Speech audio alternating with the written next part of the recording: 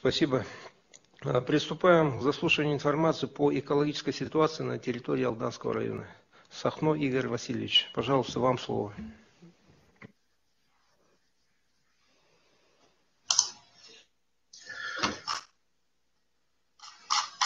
Уважаемый Сахамин Миланович, уважаемый, меня слышно? Да, мы вас слышим. Слышим и видим. Да, отлично, спасибо. Уважаемые коллеги, не секрет, что качество окружающей среды является не только важнейшим из показателей качества жизни и уровня социально-экономического развития территорий, но и является критерием оценки деятельности органов государственной власти, субъектов Российской Федерации и органов местного самоуправления. Алданский район, обладая богатой минерально-сырьевой базой и промышленным потенциалом, относится к наиболее промышленно развитым районам Якутии. Интенсивное освоение и использование природных ресурсов может повлечь в дальнейшем увеличение антропогенной нагрузки на окружающую природную среду и ухудшение экологической обстановки по району в целом. В этой связи на территории района с 2015 года реализуется программа охраны окружающей среды. Первоначально эта программа была утверждена на 2015-2019 годы. В 2019 году была утверждена муниципальная программа охраны окружающей среды муниципального образования Алданский район на 2020-2024 годы. Эта программа два стратегических направления. Это экологическое образование и просвещение на территории муниципального образования Алданский район и особо охраняемые природные территории и биологические ресурсы муниципального образования Алданский район. Целью данной программы является сохранение и восстановление природной среды, обеспечивающей экологическую безопасность населения на территории района. За период 2018-2020 года добились некоторых значительных, как мы считаем, результатов. В первую очередь, что ежегодно на территории района реализуются мероприятия, связанные с экологическим образованием и просвещением населения. Оно заключается в выпуске видеороликов, проведении круглых столов с участием представителей общественного совета района и поселений, входящих в состав района, размещении информационного материала в средствах массовой информации. Были организованы субботники с участием предприятий, учреждений, волонтеров, представителей общественных организаций района. А также у нас с Алданским станичным казачьим обществом совместно с юноармейцами были проведены экологические мониторинги промышленного и антропогенного воздействия. Мероприятий было за этот период проведено очень много. В 2019 году в Алданском районе был объявлен год экологического благополучия. В этот период было подписано соглашение о взаимодействии между дирекцией биоресурсов и особо охраняемых природных территорий республики и Алданского района, предметом которого являлась организация взаимодействия в области защиты и сохранения особо охраняемых природных территорий муниципального значения, их биологического и ландшафтного разнообразия на территории Алданского района. На эти цели из муниципального бюджета было выделено 4 миллиона 800 тысяч рублей, на которые были приобретена техника для проведения мониторинга особо охраняемых природных территорий. Также в рамках года экологического благополучия были выпущены две книги. Это фотоальбом «Природа лик неповторимый» и книга, которая рассказывает о системе надзора или сохранения экологии на территории района, который называется «На службе у природы». Все эти книги пользуются спросом и работают на будущее района, формируя не только имидж нашей малой родины, но и воспитывают патриотизм и гордость за свой край у подрастающего поколения. Для тех, кто сегодня вступает в жизнь, чтобы изучать территорию, богатство культурных традиций района, а также узнавать о предприятиях, ведущих деятельность на территории района. С момента принятия такой муниципальной программы с 2015 года на территории района ведет работу Центр экологического просвещения населения Алданского района на базе межрайонной библиотеки имени Некрасова.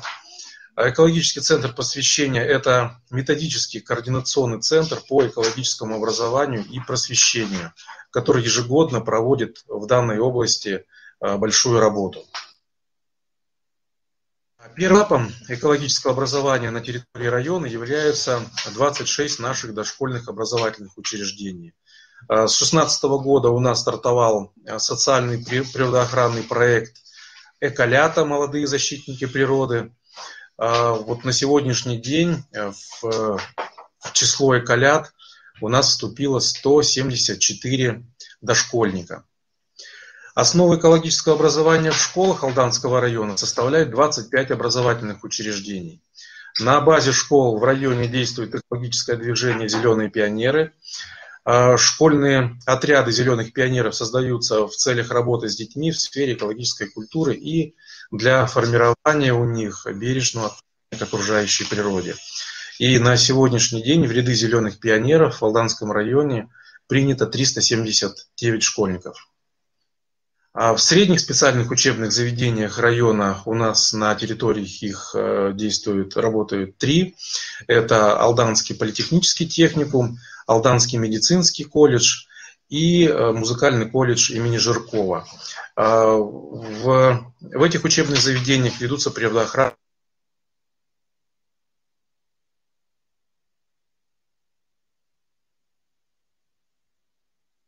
Ежегодно экологическая акция в рамках которой множественных мероприятий, праздники экологического календаря, День воды, День земли, День птиц, и многие других.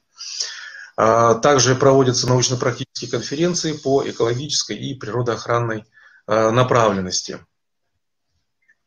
К сожалению, в результате ограничительных мер, связанных с коронавирусной инфекцией и установленных в течение 2020 года ограничений, акция «Природа и мы» в таком формате, в котором она проводилась раньше, на территории Алданского района не проводилась.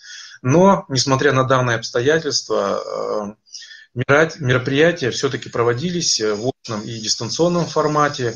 И надо отметить, что инициатива по реализации основных проектов экологического содержания, мероприятий по датам календаря, участие в субботниках исходило как от самих руководителей учреждений, от специалистов бюджетных учреждений. И я считаю, что мероприятия в рамках акции «Природа и мы» состоялись в 2020 году не хуже предыдущих лет. Которая была предоставлена нашими бюджетными учреждениями во всех учреждениях, включая дошкольные образовательные учреждения, учреждения общего и основного образования, были проведены мероприятия именно в дистанционном формате.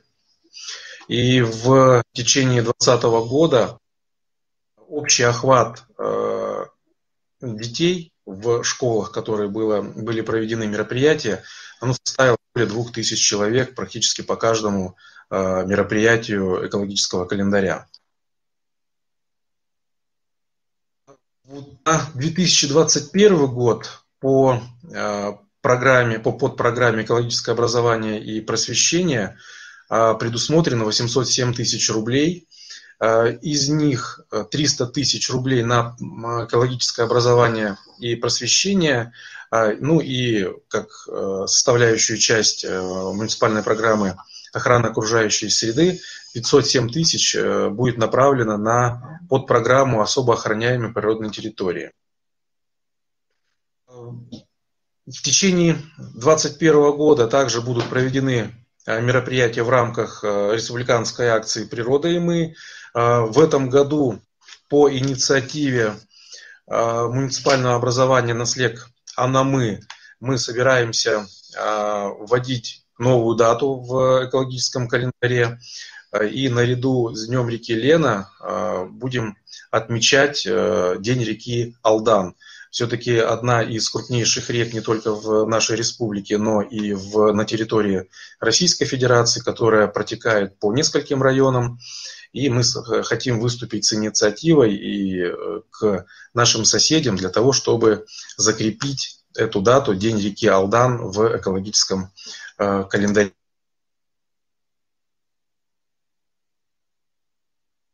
Что это реализация программы «Особо охраняемые природные территории», то на территории Алданского района по решению Алданского улусного собрания в соответствии с указом президента Республики Саха-Якутия о мерах по развитию особо охраняемых территорий и закона Республики Саха-Якутия об особо охраняемых природных территориях Республики Саха-Якутия созданы 12 особо охраняемых природных территорий местного значения. Это 11 ресурсных резерватов и 1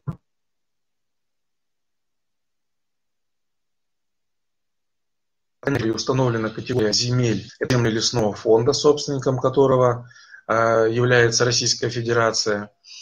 В настоящее время осуществлена уже работа по переводу лесных участков из земель лесного фонда в земли особо охраняемых природных территорий. Территории 11 особо охраняемых природных территорий, кроме охраняемого ландшафта Инагли, были поставлены на государственный кадастровый учет еще в 2009 году. В 2016 году в рамках государственного контракта были осуществлены кадастровые работы по уточнению границ и сведений об особо охраняемых природных территориях, внесены в государственный кадастр недвижимости.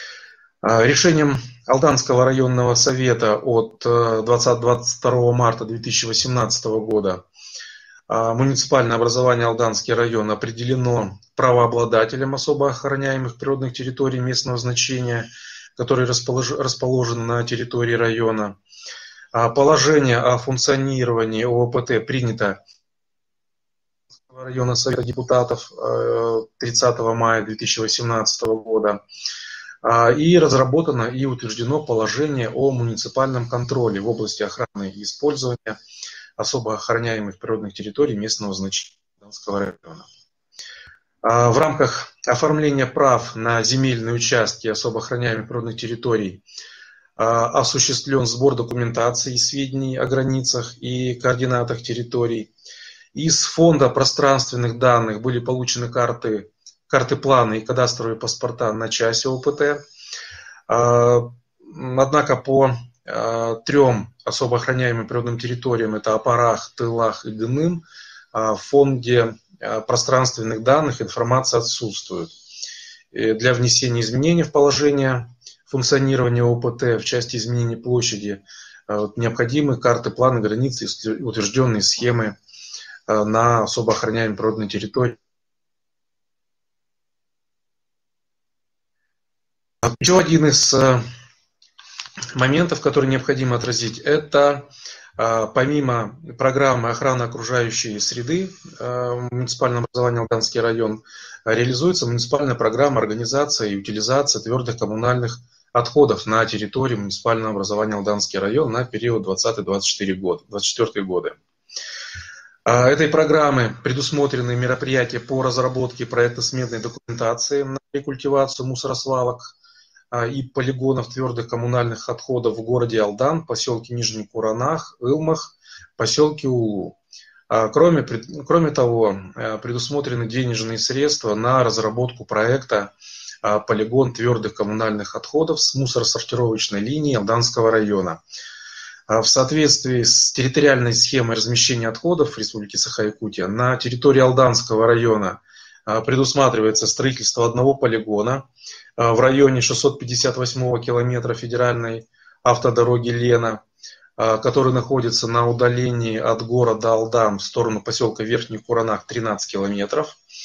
В настоящее время земельный участок под проектирование выбран. Он находится на землях лесного фонда. Сейчас этот земельный участок согласован уже разработан проект лесного участка для проведения изыскательских работ, который направлен на утверждение в Департамент по лесным отношениям Республики Саха-Якутия. А после утверждения проекта будет заключен договор аренды земель лесного фонда для проведения изысканий и проектирования полигона с сортировочной линией. На сегодняшний день разработано техническое задание на проектирование и оно направлено на согласование в МинЖКХ нашей республики. После предоставления земельного участка по договору аренды будет объявлен конкурс. В связи с вступившими изменениями в федеральный закон об отходах производства и потребления с 2019 года на территории Алданского района деятельность по обращению с твердыми коммунальными отходами осуществляет предприятие «Муп-переработчик», которое было выбрано МинЖКХ по результатам конкурса в качестве регионального оператора по Южной Якутии. К сожалению, данное предприятие является региональным оператором по двум районам, Алданским и Нерюнгринским, и как показала практика, качество очистки территорий от твердых коммунальных отходов поселения Алданского района по сравнению с 2018 годом ухудшилось. И в связи с этим администрацией муниципального образования Алданский район проведена работа с Министерством ЖКХ и энергетики республики по внесению изменений в территориальную схему размещения отходов республики для разделения южной зоны на Алданскую и Нерюнгринскую зоны. В настоящее время идет процедура подачи заявок на конкурсный отбор регионального оператора. И на территории Алданского района администрацией района проведена определенная работа с нашим муниципальным предприятием «Алданские пассажирские перевозки», для которой уже приобретено 4 мусоровоза, и сейчас проводятся конкурсные процедуры для приобретения еще 2 мусоровозов и бульдозера для работы на полигоне твердых коммунальных отходов. И со стороны наших поселений продолжается, можно сказать, работа по обустройству места сбора твердых коммунальных отходов. Следовало бы отметить, это наше концессионное соглашение с Министерством ЖКХ, с ГУП ЖКХ, который также, так или иначе, затрагивает экологическую ситуацию. Это то, что касается наших очистки сточных вод на территории Алданского района. Здесь можно выделить несколько вопросов. И вот первый из них – это вопрос реконструкции коллектора водоотведения прудов-отстойников и водозаборного узла города Алдан. Канализационный коллектор построен в 80-х годах прошлого столетия и проходит через всю нижнюю часть города до прудов-отстойников. Это улица Жадейкина, улица Дзержинского, это одни из самых больших и длинных протяженных улиц нашего города.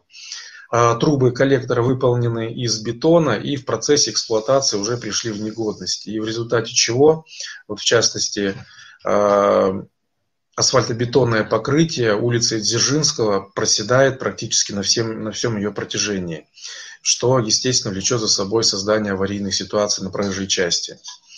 Пруды-отстойники заилены, не выполняют своих функций по очистке сточных вод, так как сточные воды поверх дренирующих дам поступают в реку Артасала и в последующем в реку Алдан, что, естественно, влечет за собой. Второй вопрос – это реконструкция коллектора водоотведения, канализационно-насосной станции и станции биоочистки сточных вод в поселке Нижний Куранах. Начиная с начала 2000-х годов в поселке Нижний Куранах не работает канализационно-насосная станция и станция биоочистки. И излив сточных вод происходит на рельеф местности, что влечет за собой загрязнение окружающей среды и создает угрозу санитарно-эпидемиологического благополучия населения поселка. И Алексей Викторович Селютин, начальник территориального отдела Роспотребнадзора, сможет это подтвердить, что у нас на территории поселка Нижний Куранах не часто, но возникают такие моменты с санитарной обстановкой, санитарно-эпидемиологической. Третьим вопросом я бы хотел отметить это реконструкцию канализационно-очистных сооружений в микрорайоне Синегорье города Томот, который в настоящее время также не работает. Излив сточных вод происходит на рельеф местности, который также создает угрозу и окружающей среде, и санитарно-эпидемиологическому благополучию микрорайона. Для решения этих в администрации района ведется работа с Министерством жилищно-коммунального хозяйства и энергетики республики в части включения реконструкции очистных сооружений в новое концессионное соглашение, которое будет заключаться 2022 года с концессионером по результатам проведенного конкурсного отбора. Разработка нового концессионного соглашения, проекта нового концессионного соглашения сейчас активно проводится. Уважаемые коллеги, только сбалансированное и экологически обоснованное развитие промышленности, соблюдение сберегающего режима природопользования, проведение комплекса мероприятий по превентивному экологическому мониторингу и экологическому контролю, по воспроизводству биологических ресурсов, сберегающему отношение к непривлеченным в хозяйственный оборот территориям, повышение экологических знаний населения района позволят в будущем обеспечить стабильную экологическую обстановку не только на территории Алданского района, но и в целом на территории нашей республики. Спасибо за внимание. У меня все.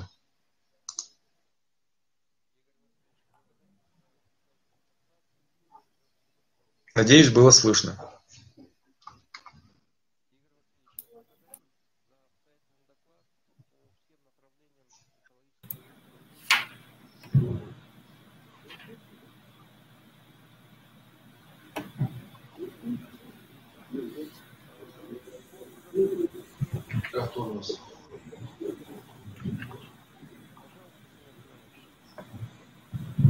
Здравствуйте.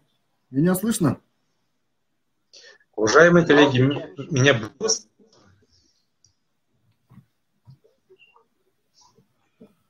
Да, отлично было слышно. Спасибо. Вас услышали. Все, спасибо за внимание. Отлично было слышно и благодарю за обстоятельный доклад. Сейчас слово предоставляется Сергею Семеновичу. Так, меня слышно? Угу. Уважаемый Сахрим Миланович, уважаемые участники, коллеги, Алданский район занимает площадь 150 тысяч квадратных километров. Основной природно-промышленный потенциал сосредоточен в Центрально-Алданском горно-промышленном районе и Теркандинском золоторудном районе. Здесь горнорудные компании интенсивно ведут добычу рудного и рассыпного золота с показателями добычи более 12 тонн в год. Завершается строительство и обустройство промышленных площадок для размещения оборудования и материалов для газопровода «Сила Сибири». Ежегодно увеличиваются объемы перевозок железнодорожным и автомобильным транспортом. Интенсивно ведется строительство нового и снос старого ветхого жилья во всех поселениях района. В соответствии с планом работ на территории республики проведены рекогносцировочные работы по открытию новой трассы полета ракеты-носителя «Союз-2» с районом падения фрагментов РП-873 для приема головного обтекателя на территории Алданского района. В предпусковом облете в марте месяца этого года отобраны пробы снега, измерены значения гамма-излучения на мониторинговых точках. 25 марта по данному наклонению произведен второй успешный пуск ракеты-носителя «Союз-2» с космодрома «Восточный» по проекту OneWeb. РП-873 организован вертолетный облет района падения отделяющих частей ракеты-носителя. На сегодняшний день зафиксирован один фрагмент обтекателя. Техногенный пресс накладывает отпечаток на природные комплексы района. В районе зарегистрировано около 1400 стационарных источников загрязнения атмосферы. Мусоросвалки города Алдан и города Томот внесены в территориальную схему обращения с отходами и будут закрыты с вводом нового полигона. За 2020 год в результате деятельности предприятий образовано отходов 92 миллиона тонн, в том числе отходов с 1 по 4 классов опасности 3200 тонн. Наибольшее количество отходов образуется в результате деятельности добывающей промышленности. Основную массу отходов составляют хвосты, обогащения, скручные породы, отвалы и залышлаки. По состоянию на 1 января 2021 года на территории района разрешительные документы на право пользования водными объектами имеют 27 субъектов хозяйствующей деятельности. Ими забрано в 2020 году 13,5 миллионов кубических метров воды, в том числе из подземных источников 7,1 миллион кубов. В то же время значительную часть района занимает природные ландшафты, где отсутствует хозяйственная деятельность. Растительный мир богат ягодами, грибами, встречается более 40 видов лекарственных растений. В юго-восточной части Алданского района обитает дикуша, которая занесена в Красную книгу Российской Федерации и Республики Саха. За последние годы значительно увеличилась численность бурых медведей и волков. Площадь закрепленных охот-угодий составляет около 12 миллионов гектаров, на которых ведут свою деятельность в сфере охотничьих хозяйств 36 охотпользователей. И в первую очередь общины коренных малочисленных народов Севера. Общедоступные охотничьи угодья составляют 2,5 миллиона гектаров. Для осуществления рыболовства в целях обеспечения ведения традиционного образа жизни и осуществления традиционной хозяйственной деятельности коренных малочисленных народов Севера физическим лицам коренных малочисленных народов Севера распределено 141 разрешение с объемом вылова 41 тонн водно-биологических ресурсов. Площадь земель лесного фонда составляет 15,5 миллионов гектаров, в том числе эксплуатационные 6,83 миллиона гектаров. В пределах земель лесного фонда в аренду предоставлено 585 лесных участков. Заключено 294 договора купли-продажи лесных насаждений. Для снижения антропогенного влияния на природную среду на территории района создана система особо охраняемых природных территорий, состоящая из 3 особо охраняемых природных территорий республиканского значения и 12 местного значения на общей площади 4,5 миллиона гектаров. Также на территории района находится территория традиционного природопользования Беллет с площадью 2,5 миллиона гектаров со статусом особо охраняемых природных территорий. С учетом этой территории общая площадь охраняемой территории равняется 7 миллионам гектаров или 45 площади Алданского района. Анализируя экологическое состояние окружающей среды, можно выделить ряд основных проблем, связанных с деятельностью жилищно-коммунального комплекса и горнодобывающего комплекса. По воздушному бассейну отмечается недостаточная работа жилищно-коммунального комплекса района по снижению выбросов загрязняющих веществ в атмосферу населенных пунктов от угольных котельных. Эксплуатирующие котельные и оборудование предприятий не имеют реальных планов по снижению выбросов в атмосферу. Ни один населенный пункт Алданского района не входит в систему мониторинга по атмосферному воздуху Якутгидромета. По водным ресурсам остается неудовлетворительная ситуация по сбросам неочищенных бытовых стоков от населенных пунктов. Наиболее остро это проявляется в поселке Нижний Куранар, где отсутствуют очистные сооружения. Аналогичная ситуация фиксируется и на городе Алдан. Неэффективно работают станции биологической очистки поселка Алексеев и Синегорья. При этом станция биологической в Алексеевске находится в аварийном состоянии. Кроме этого, одним из основных источников загрязнения водных объектов является выведенные из эксплуатации месторождения рассыпного золота. Следует отметить, что на территории Алданского района выдано более 150 лицензий на проведение геологоразведочных работ и на добычу полезных ископаемых. Отследить их деятельность силами только инспекторского состава без информации общественности затруднительно. Стоит добавить, что существенной проблемой оперативности выявления и пресечения нарушений по загрязнению водных объектов является нахождение горных участков в труднодоступных отдаленных местах и организация постов охраны за пределами лицензируемых участков. В связи с этим основные мероприятия по надзору Алданским комитетом были сосредоточены на плановых рейдовых обследованиях, анализе видеофактов в социальных сетях и обращении граждан, которые отрабатывались незамедлительно. Так, в 2020 году по резонансным публикациям в соцсетях было отработано 6 видео фактов по локальному загрязнению водных объектов в бассейне рек Ылдымах, Элькон и Кокит.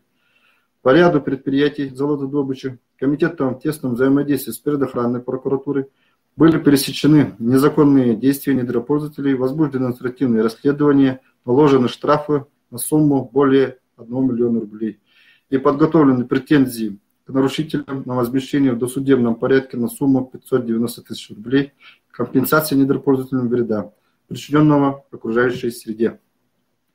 В рамках взаимодействия Министерством экологии с органами местного самоуправления Алданского района комитет принял участие в подготовке материалов по программе охраны окружающей среды Алданский район и положения по ОПТ местного значения планов по реализации экологической доктрины на территории Алданского района и экологической инициатив к столетию образования Якутской ССР.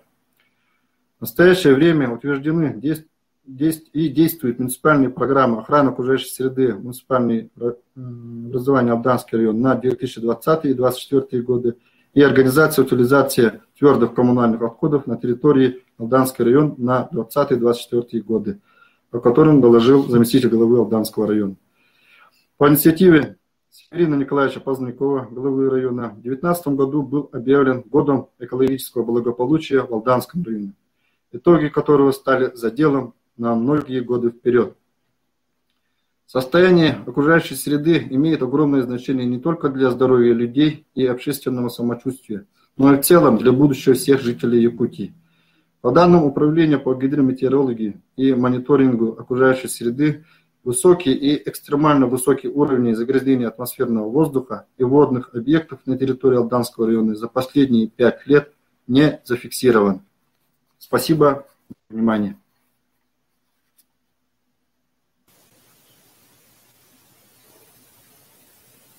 Спасибо. Уважаемые коллеги, члены коллегии, вопросы Игорю Васильевичу и Семену Семеновичу. Можно?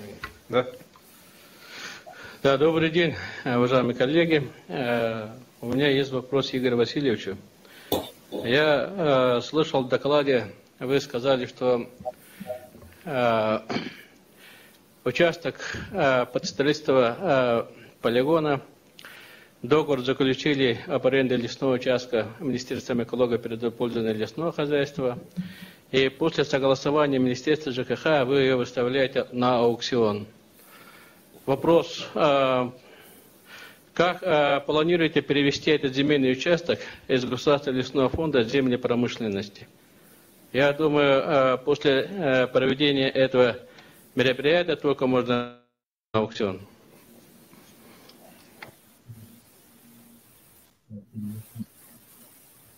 Так, я так понимаю, это мне вопрос, да, коллеги?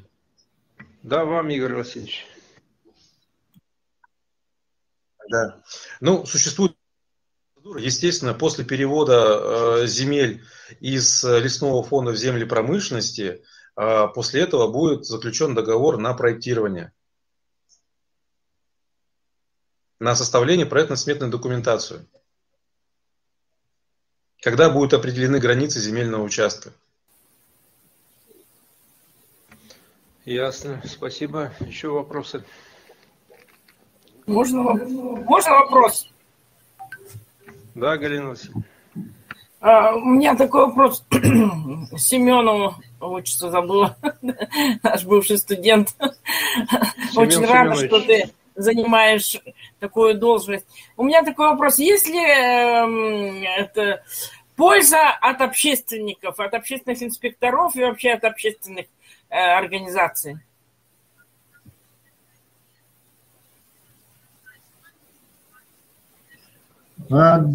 Слышно, да? Добрый день. На сегодняшний день в Алданском районе есть 20 общественных инспекторов, которые очень хорошо совместно работаем по всем направлениям, по просвещению, по рейдовым мероприятиям. И еще дополнительно есть организации общественные, казачий ПОП, которые совместно проводим разные мероприятия и тоже по рейдовым мероприятиям. Польза есть, да.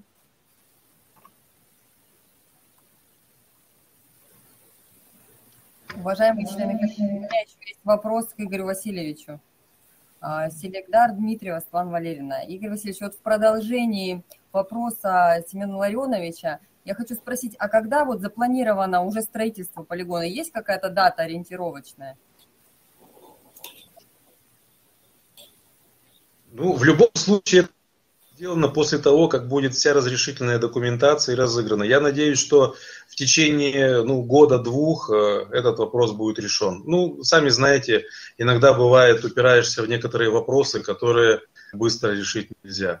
Но, по крайней мере, средства на эти цели запланированы. В течение этого года 10 миллионов рублей у нас предусмотрено на проектно-сметную документацию. Спасибо. Игорь Васильевич, у меня также к вам вопрос. Агеев Алексей Николаевич. Вы в своем выступлении озвучили, что осуществлена работа Алданским районом по переводу особо охраняемых природных территорий из земель лесного фонда в земли особо охраняемых природных территорий. Я хотел бы уточнить у вас, по каким конкретно особо охраняемым природным территориям идет речь и какой нормативно-правовой документ вышел о переводе. Спасибо. Ну, я понял. Я оговорился, подготавливается документация на перевод. Понятно. Есть еще вопрос? Потому что там довольно-таки большой объем документов, да. Тамиль Миланович, добрый день. Будет вопрос? Пожалуйста, Петр Михайлович. Добрый день, уважаемый Сахамиль Миланович, уважаемые участники совещания. Значит, у меня вопрос Алданскому району. Игорь Васильевич, ответьте, пожалуйста. Мы тут сделали большой анализ использования водных ресурсов по форме статотчета за 2020 год.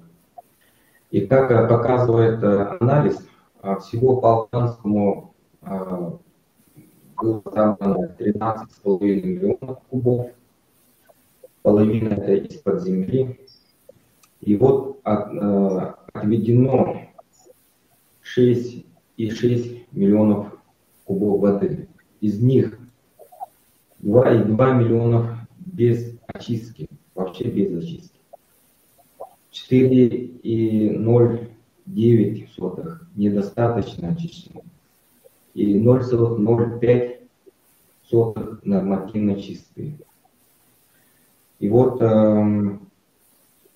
значительный объем, 34%, да, без очистки, это 2,2 сточных вод. И вот как раз вы в своем докладе рассказали, что у вас идет работа в этом направлении. Это в основном у нас сброс идет в городе Алтане, поселок Ленинский, поселок Лебединый, Нижний Куранах, АО «Теплоэнергосервис». И вы сказали, что будем концессионно какое-то соглашение с какого-то года, что-то будем делать по строительству чего-то. И мы считаем вот сброс сточных вод самой важной проблемой.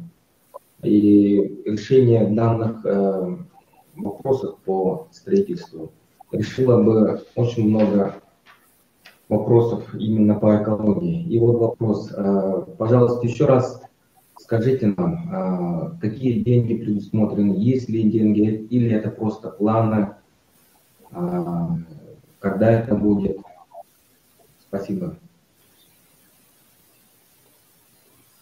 Спасибо за вопрос. Ну, если вы имеете в виду, какие деньги предусмотрены на именно на эти сооружения, на очистные и сооружения по водоподготовке, то такие средства у нас в бюджете не предусмотрены, потому что это не является полномочием района. Все объекты жилищного хозяйства находятся в собственности республики, в собственности МинЖКХ. И вот это концессионное соглашение именно направлено на использование этих объектов для оказания жилищно-коммунальных услуг населению района. Это концессионное соглашение сейчас оно заключено и реализуется теплоэнергосервисом на территории района. И все объекты, в том числе и очистные в собственности МинЖКХ. Теплоэнергосервис является победителем конкурса, и с ним заключено концессионное соглашение. Вот в мае 2022 года концессионное соглашение заканчивается, срок его подходит к концу. По итогам нового конкурса концессионером будет другое, либо эта же самая организация. И вот уже мы добиваемся, чтобы в этом концессионном соглашении были предусмотрена не только эксплуатация этих объектов, но и их и содержание, реконструкция, и строительство новых. Вот это как раз работа с МинЖКХ сейчас и проводится. Можно вопрос, да? Меня слышно? Сахамин Миланович? Да. Слышно, да? Я хотела задать вопрос такой, вот и послушала экологический календарь и хотела спросить, там не услышала Международного дня лесов, какие мероприятия проведены в марте в связи с Международным днем лесов, и имеется ли в Алданском районе школьное лесничество, если есть, то сколько. И второй вопрос у меня. Очень много, сказали, есть закрепленных территорий за охотниками. Заключены ли на сегодняшний день охотхозяйственные соглашения? Это второй вопрос. Ну и уточнение по вот этому участку, по свалке, о которой говорите, так как мы являлись разработчиком проектной документации, там договор аренды еще не заключен, проектная документация разработана и сдана Министерству экологии на утверждение.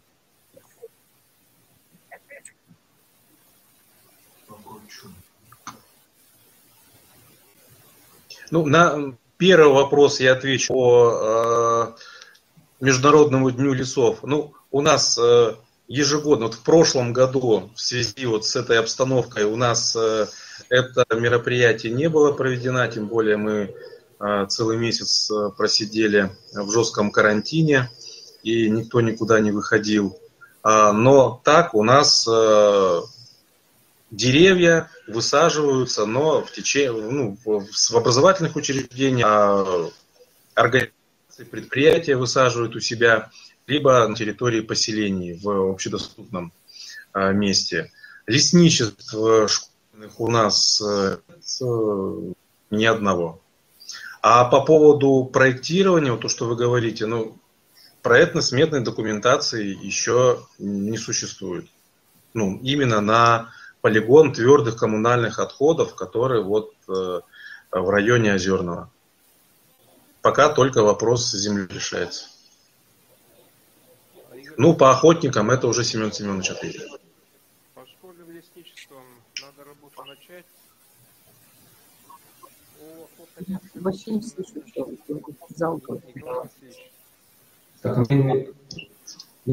вас вообще не слышно. По второму вопросу отвечу по охотсоглашению, да? Меня слышно? По Алданскому районе всего работает 36 охотпользователей, да? Из них, из 36 на сегодняшний день больше 20 охотпользователей заключили охотсоглашение. И на сегодняшний день еще ведут работы по этому мероприятию. Коллеги, я вначале забыл огласить регламент, да, поэтому все-таки регламент нам надо придерживаться. Предлагаю завершить обсуждение первого вопроса по экологической ситуации Алданского района. Если есть еще вопросы, то в письменном виде просим направить в секретариат нашей коллеги. Приступаем ко второму вопросу. Слово предоставляется Могилевичу Дмитрию Валерьевичу, главному инженеру ООО «Прогресс» по соблюдению требований иностранного законодательства. Дмитрий Валерьевич, пожалуйста, вам слово. Доброго здоровья, Сахамин Миланович, уважаемые коллеги. Я являюсь главным инженером общества ограниченной ответственностью «Прогресс». И основным направлением деятельности ООО «Прогресс» является добыча золота. Объемы добываемого золота составляют порядка 500-600 килограмм в год. География эксплуатации месторождений – это центральная часть Алданского района. Предприятие наше относится к предприятию среднего бизнеса. Все объекты на предприятии, оказывающие негативное воздействие на окружающую среду, зарегистрированы в Госреестре и относятся к категории 2 и 3 категории класса опасности. Для каждого подразделения обособленного на предприятии разработана программа экологического контроля. Основные технологические решения. Технологические решения в соответствии с применяемым набором технологического оборудования широко опробованы в данном регионе и не несут в себе процессов, недостаточно исследованных по экологическим последствиям. Технологии работ не предусматривается использование в процессе обогащения вредных реагентов и каких-либо запрещенных веществ.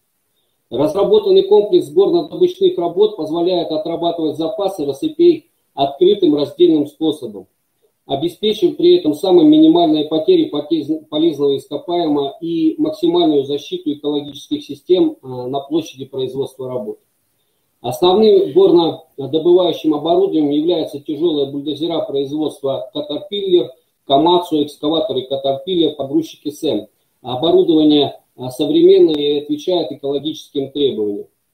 Способ подготовки пород к выемке: мы не применяем буразрывные работы. Способ подготовки – это естественное оттаивание с частичным механическим рыхлением. Обогащение производится непосредственно на промприборах.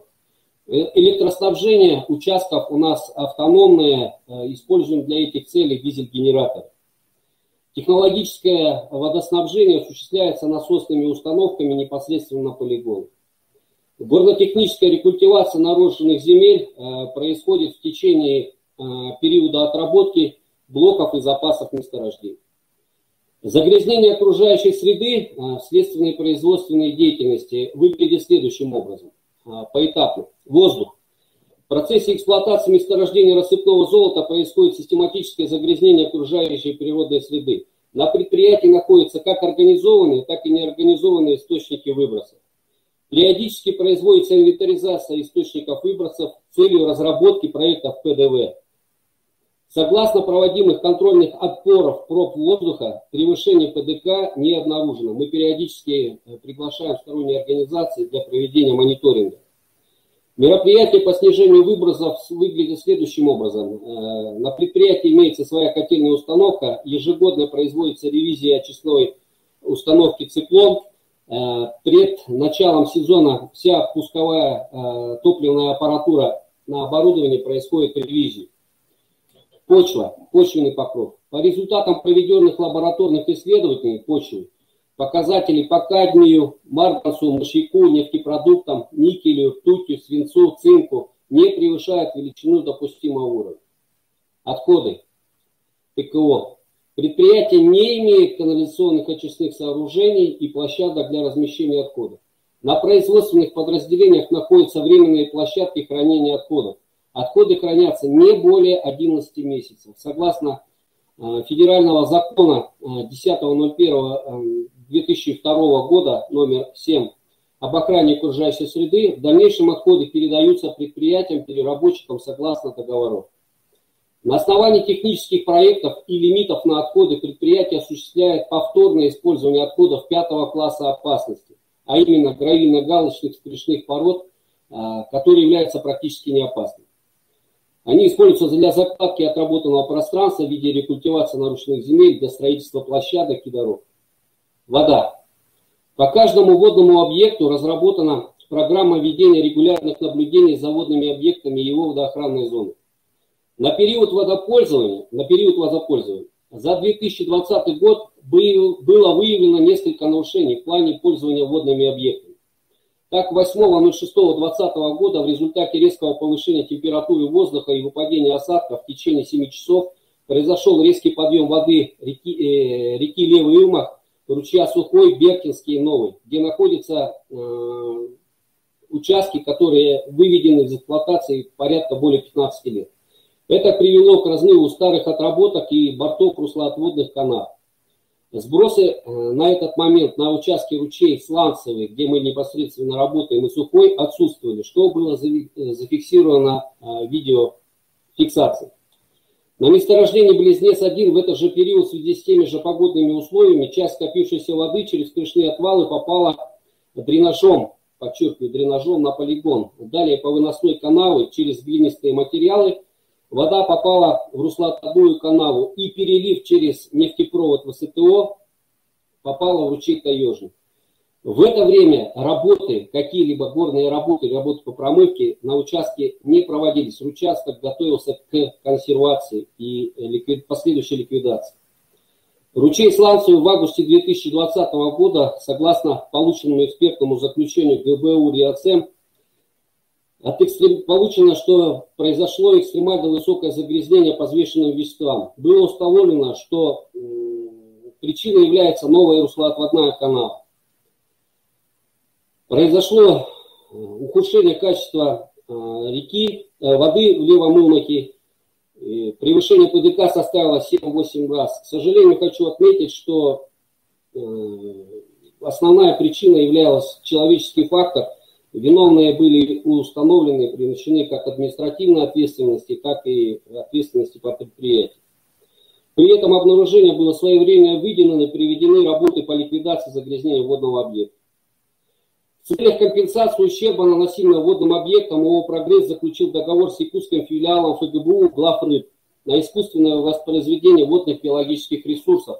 3.06.2020 года был произведен выпуск личинок щуки в районе Улаханана, Хангаласского улуса, в среднем течении реки Лена. На 2021 год ООО «Прогресс» стоит план выпуск личинок щуки по реализации техпроекта «Ручей Золотой» с притоками Глухой и Оленей пропущен. Соблюдение природоохранного законодательства считается приоритетной задачей предприятия. Производственная деятельность строится на таких основополагающих документах, как Приказ Минприроды России от 28.02.18 года номер 74 о утверждении требований к содержанию программы производственно-экологического контроля, закона РФ номер 7, федеральный закон об окружающей среде, об охране окружающей среды, Водного кодекса Российской Федерации, постановление правительства об утверждении положения об осуществлении государственного мониторинга водных объектов, федерального закона о НИДах. Экологические затраты. На предприятии разработана комплексная программа по охране окружающей среды. ООО «Прогресс» на период 17-21 год согласованная с Министерством охраны природы. Дата принятия 1.03.2017 года. Планируемый общий объем финансирования на период с 17 по 21 год составляет порядка 625 миллионов рублей. В том числе за 2020 год было потрачено 129 миллионов рублей с половиной. Фактические затраты, планируемые затраты на 2021 год составляют порядка 117 миллионов рублей.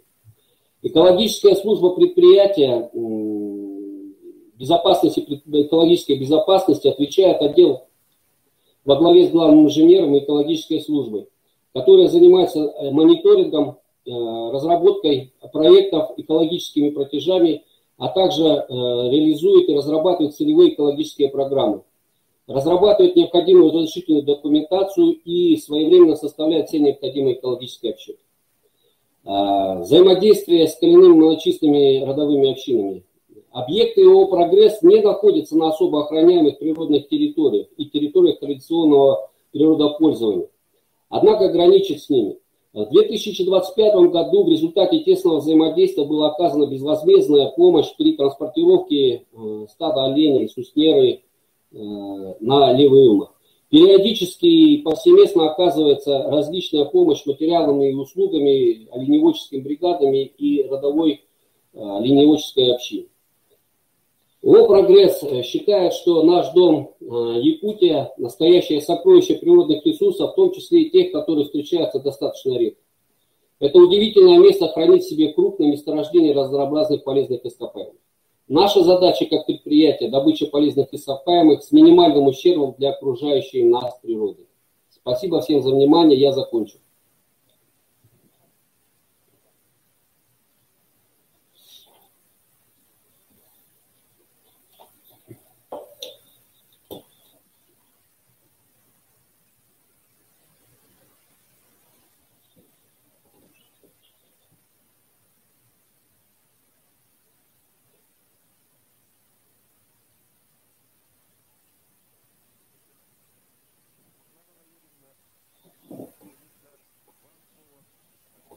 К сожалению, не слышно, я не слышу.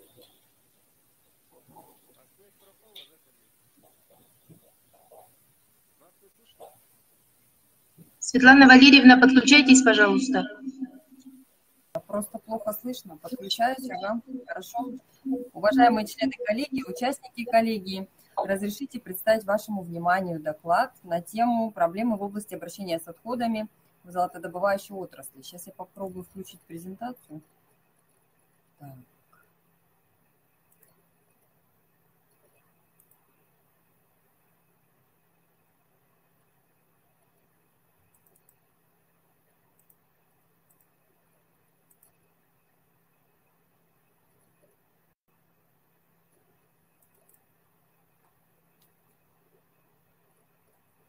Что получается у меня? Видно, да, презентацию? Запустилась? Запустилась, видно. Угу. Любая хозяйственная деятельность связана с образованием отходов. Обращение с отходами производства и потребления, как мы знаем, императивно регламентировано нормами природоохранного законодательства. В связи с переходом к зеленой экономике, внедрением так называемой мусорной реформы, это определенная зона ответственности регионального оператора, требования законодательства в области окружающей среды ужесточаются. В соответствии со статьей 24.7 отдельно закреплена обязанность по заключению договоров на вывоз ТКО с региональным оператором. А как дела обстоят с иными отходами, которые не отнесены в соответствии с ФККО к твердым коммунальным отходам? А таких отходов немало. На слайде представлены виды, которые разрешены к захоронению. Так, например, пищевые отходы кухонь не относятся к ТКО, золошлаки, отходы угольных котельных не относятся к ТКО, отходы сварочных цехов, смет с территории малоопасных. У предприятия «Золото Селегдара-Рябиновая» есть лицензии на обращение с видами отходов, с такими не ТКО. Например, нам разрешено обезвреживать отходы нефтепродуктов, песок, фильтры, загрязненные нефтепродуктами, тару бумажную, полиэтиленовую, утилизировать отходы минеральных масел 5 видов. И для этого у нас имеется соответствующее оборудование. Инсинератор, приблизительная стоимость до 2 миллионов. Установка «Форсаж», стоимость доходит до 1,5 миллиона. Водогрейный котел стоимостью 150 тысяч рублей. Но небольшие компании на территории района не всегда готовы потратить внушительные суммы на экологические цели. Тем более, что эти отходы можно разместить на объектах размещения отходов, оборудованных в соответствии с требованиями законодательства. В Алданском районе на сегодняшний день такая ситуация. АРО, оборудованное в соответствии с требованиями, отсутствует. Свалки Алдан-Куранах-Тамот включены в территориальную схему ТКО и санкционированы до 2023 года. Собственником данных объектов является администрация Алданского района, арендатором МУП-переработчик, наш региональный оператор южной зоны, который был выбран по результатам конкурсных процедур. В начале марта «Золото Селегдара» обратилось с заявкой на заключение договора на размещение отходов 4-5 класса опасности, которые не относятся к ТКО. И нам было отказано в связи с тем, что МУП-переработчик не имеет лицензию в области обращения с отходами на размещение на полигоне города Алдана, и оказание услуги по размещению отходов ТКО по МУП-переработчик не представляется возможным. То есть вот исходя из текста письма, вы можете видеть, что нам предложили транспортировать самостоятельно отходы на Нерюнгринский полигон. В этой связи, конечно, я хочу обратить внимание главы Алданского района на сложившуюся ситуацию. Мы для своих предприятий приняли решение, но вот как остальные, на данном этапе отделом экологии и природопользования будет расширен перечень отходов в лицензии. В ООО «Рябиновая» у нас есть полигон, который включен в ГРОРов и числится как объект НВОЗ. Есть возможность размещать отходы 4-5 класса опасности, которые к ТКО не относятся. Но для других предпринимателей, вот совсем недавно, буквально 3 дня назад, когда мы готовились к коллегии, нам звонили из Тюменской области. У них здесь есть объекты на территории Алданского района и просили заключить договор на размещение отходов 4 класса, это ветошь, загрязненная нефтепродуктами, меньше 15%, ввиду того, что на полигоне города Алдан им отказывают в этом. То есть проблема такая есть. Предлагаемое решение. Обязать все-таки регионального оператора, переработчик, либо придет другой оператор, в пользовании будет которого находиться полигон, все-таки принимать отходы 5 класса опасности. На них не нужна лицензия, но принимать-то их можно для размещения. Утвержденные тарифы в соответствии с этим тарифом принимать. Далее, какой другой второй аспект мы хотели бы озвучить на коллегии? Этот аспект очень важный для всех недропользователей. Это обращение со вскрышными породами. Тема регулирования обращения с данными объектами, как с минеральным сырьем или отходами, очень-очень давно поднимается. Но до сих пор вопрос остается нерешенным. По сути, недропользование, и в том числе использование отходов недропользования как вид недропользования, регулируется специальным законодательством, федеральным законом о недрах. На слайде приведена статья 23.3, которая говорит о первичной переработке минерального сырья и комплексного его использования. И вот 17-18 марта проходила большая конференция, которая называлась «Управление отходами горно-промышленной отрасли», где Министерство природных ресурсов принимали участие ученые, крупные недропользователи, и где была озвучена позиция, что вскрышные породы – это позиция Министерства природных ресурсов, что это ресурсы, первичные, техногенные, вторичные, неважно. Главное, что это ресурсы. Ведь что такое вскрыша? Если мы обратимся к понятийному аппарату, да, вот в ГОСТе 83 год, вот сейчас новый ГОСТ, который наилучшие доступные технологии 17 года. Вскрышные породы – это грунт, природный грунт. Это горные породы, покрывающие, вмещающие полезные ископаемые, подлежащие выемке и перемещению, как отвальный грунт, в процессе открытых горных работ. Таким образом, данные документы не относят вскрышные породы к отходам.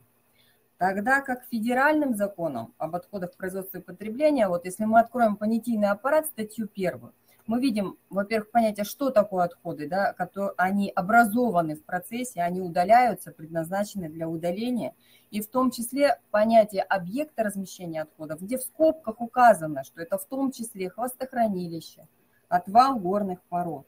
Грунты вскрышных пород не образованы в процессе производства, а являются природным материалом. Согласно лицензионному соглашению, пользователю недр предоставляются недра, содержащие в них полезные ископаемые, золото, серебро, но вскрыша она государственная и на балансе природопользователя не числится. Ну, так уж повелось в парадигме 89-го закона, что вскрыша – это отход, и мы за него платим по рубль 10 за тонну. Ставим в ГРОРу отвал вскрышных пород, хотя, по сути, это же общераспространенные полезные ископаемые, это минерально-ресурсная база республики. На данной диаграмме показано, сколько образуется отходов 5 класса, неопасных отходов. Аналогично было и озвучено в докладе председателя Алданского комитета Зарвняева Семена Семеновича. Он тоже сказал, что это львиная доля отходов, это вскрышные породы. И какое же, может быть, мы предлагаем решение? Да? Все-таки урегулировать этот вопрос специальными нормативно-правовыми актами. Например, при строительстве, отсыпке дорог, там, госконтракты, контракты стратегического назначения, не рассматривать разработку новых карьеров АПИ, а использовать то, что уже лежит. Предприятия за свой счет подняли, сложили, оформили, я имею в виду технологический этап рекультивации. То есть это уже есть, это горы АПИ, которые уже готовы. По сути, если мы опять же вернемся к 89-му, если это мои отходы, то в рамках 89-го закона, 4 статьи по Гражданскому кодексу, я могу это продать, но нет. Для того, чтобы нам продать вскрышные породы, мы должны поставить на баланс, и оценить запас. Какие плюсы? Да, очевидно, пополнение государственной ресурсной базы по АПИ, скальный грунт, бутовый камень и, возможно, при достаточном пополнении уменьшение аукционного платежа. Спасибо за внимание. Спасибо, Светлана Валерьевна. Коллеги, приступаем к обсуждению. У кого имеются вопросы и выступления?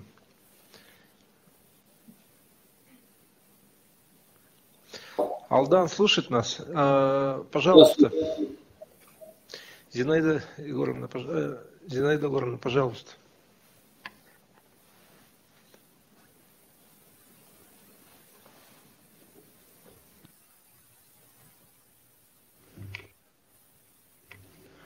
Добрый день. У меня, во-первых, вопросы о прогресс и о Селигдар.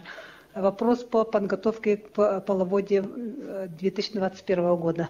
Готовы ли гидротехнические сооружения по пропуску паводковых вод? Как мы знаем, в 2021 году запас снега на юге Якутии превышает нормы.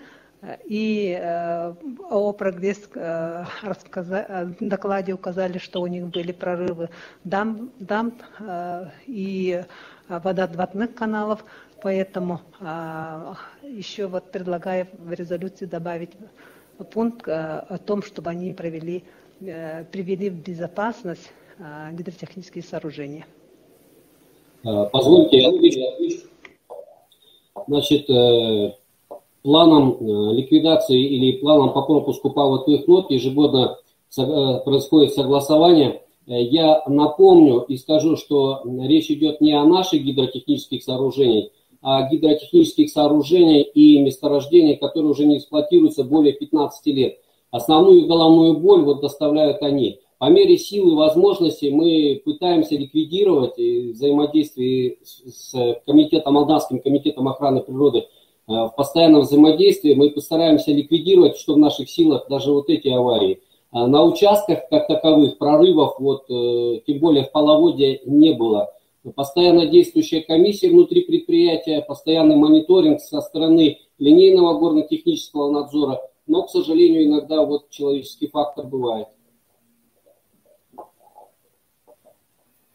По Селигдару у нас тоже утвержден план противопаводковых мероприятий, направили в Алданский комитет, создана комиссия, проведены инструктажи, то есть все в штатном режиме.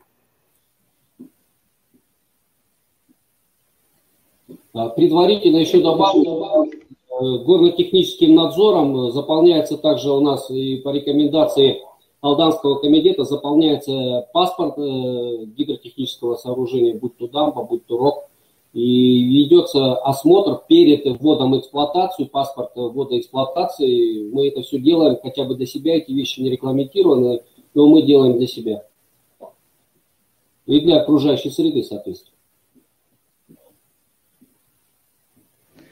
Добрый день, уважаемые члены коллегии, участники совещания. Но у меня будет небольшой комментарий. В части лабораторного сопровождения государственного экологического надзора на территории Алданского района за 2020 год нашим учреждением было оформлено и выдано 35 экспертных заключений.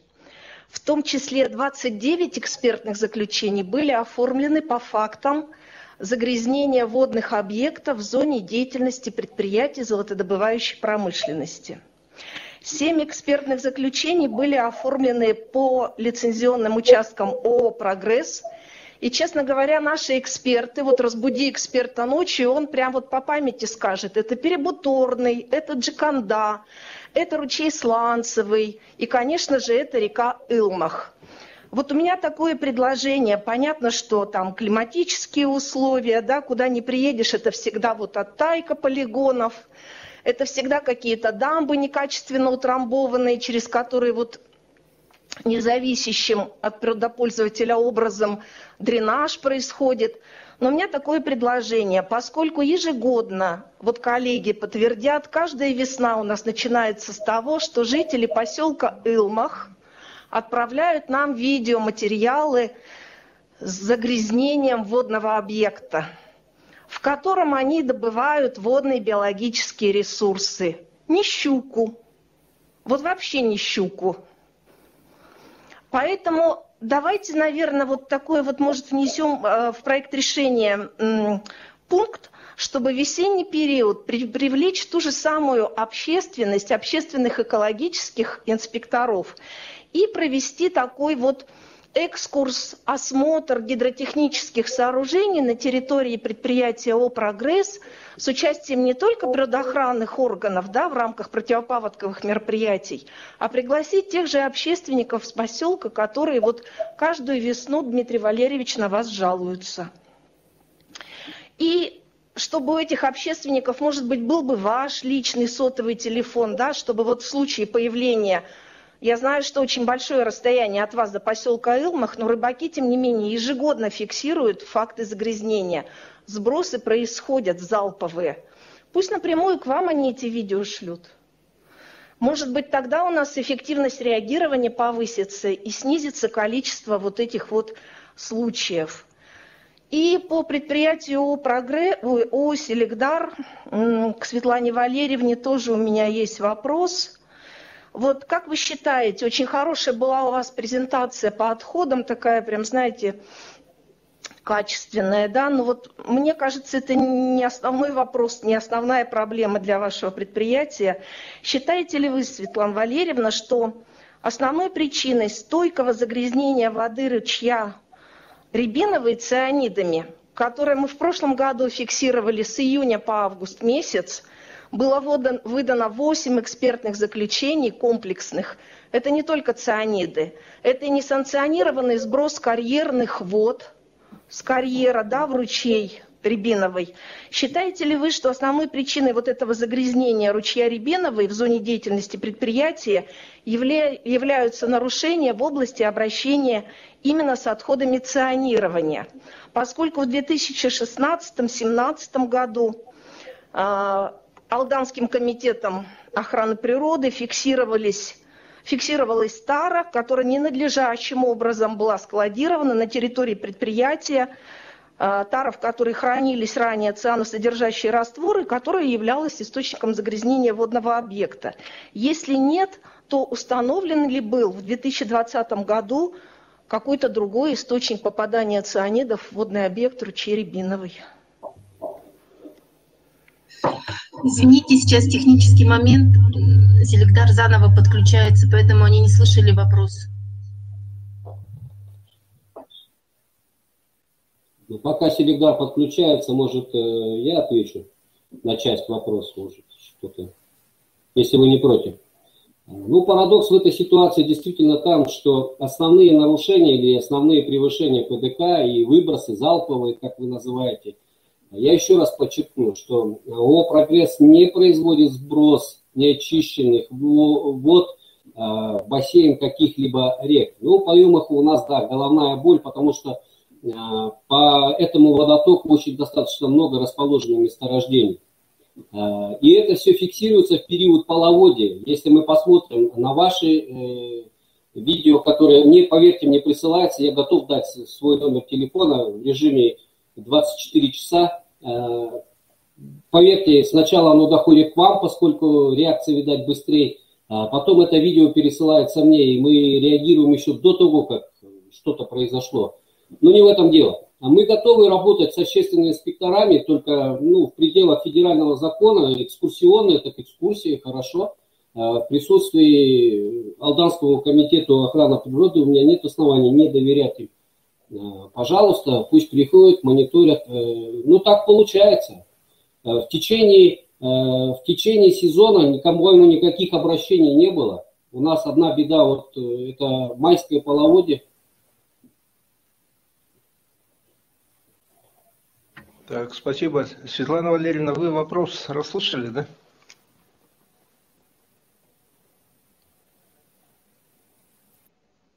Светлана Валерьевна еще не подключилась.